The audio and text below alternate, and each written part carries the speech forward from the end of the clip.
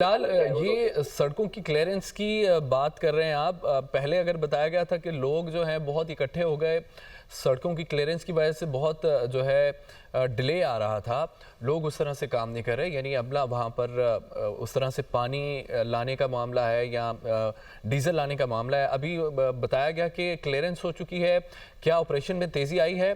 उस तरह से पानी लाने आने में कुछ आसानी हुई है? देखें, रात गए का टाइम है तो अमूमन सड़कों पे ट्रैफिक जो है वो जरूरत से बिल्कुल कम होता है।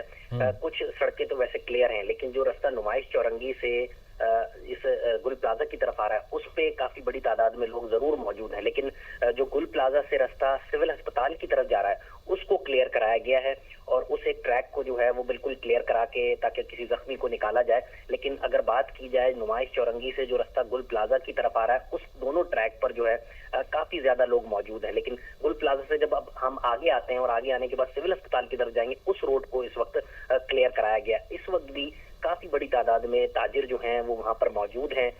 उनको ये इंतजार है कि जिस किसी तरीके से आग बुझे तो वो अपना सामान जो है अंदर से जो बचा हो वो निकालें, क्योंकि काफी ताजिरों को ये भी परेशानी है कि अगर आग बुझ गई तो उनका सामान चोरी ना हो जाए।